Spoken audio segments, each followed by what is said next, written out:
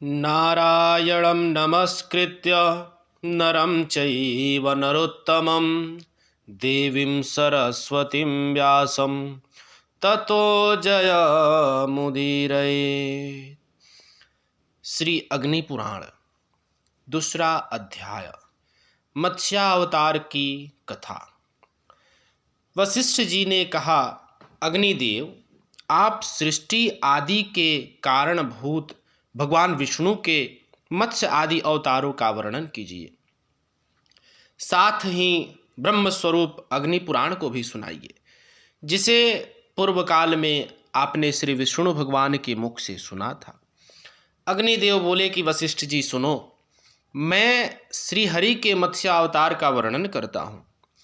अवतार धारण का कार्य दुष्टों के विनाश और साधु पुरुषों की रक्षा के लिए होता है। बीते हुए कल्प के अंत में ब्रह्म नामक नैमित्तिक प्रलय हुआ था। मुने, उस समय भू आदि लोक समुद्र के जल में डूब गए थे। प्रलय के पहले की बात है। वैवस्वत मनोभोग और मोक्ष की सिद्धि के लिए तपस्या कर रहे थे। एक दिन जब वे कृतमाला नदी में जल से पितरों का तर्पण कर रहे थे, उनकी अंजलि के जल में एक बहुत छोटा सा मत्स्य आ गया। राजा ने उसे जल में फेंक देने का विचार किया। तब मत्स्य ने कहा कि महाराज, मुझे जल में न फेंको, यहाँ ग्राह आदि जल जंतुओं से मुझे भय है। यह सुनकर मनु ने उसे अपने कलश के जल में डाल लिया। मत्स्य उसमें पड़ते ही बड़ा हो गया और पुनः मनु से बोला कि हे राजन, मुझे इससे बड़ा स्थान दो। अब तो उसकी यह बात सुनकर राजा ने उसे एक बड़े जलपात्र में डाल दिया। अब मत्स्य का आकार जो था उस जलपात्र में डालने के बाद भी बड़ा हो गया।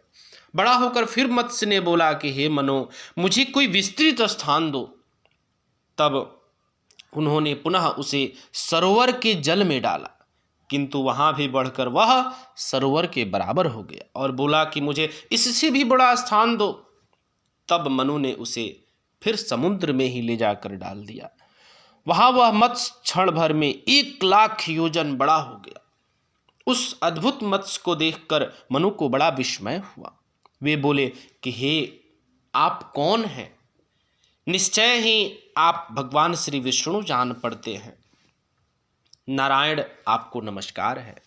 जनार्दन, आप किस लिए अपनी माया से मुझे मोहित कर रहे हैं? मनु के ऐसा कहने पर सबके पालन में संलग्न रहने वाले मत्स्य रूपधारी भगवान उनसे बोले कि हे राजन, मैं दुष्टों का नाश और जगत की रक्षा करने के लिए अवतीर्ण हुआ हूँ। आज से 7वें दिन समुद्र संपूर्ण जगत को डुबा देगा। उस समय तुम्हारे पास एक नौका उपस्थित होगी। तुम उस पर सब प्रकार के बीज आदि रख कर बैठ जाना। सप्तर्षि भी तुम्हारे साथ रहेंगे। जब तक ब्रह्मा की रात रहेगी तब तक तुम उसी नाव पर विचरते रहोगे। नाव आने के बाद मैं भी इसी रूप में उपस्थित होऊंगा। उस समय तुम मेरे शिंग में महासर्पमयी रस्सी से उस नाव को बांध देना। ऐसा कहकर भगवान मत्स्य अंतर्ध्यान हो गए और वैवस्वत मनु उनके बताए हुए समय की प्रतीक्षा करते हुए वहीं रहने लगे।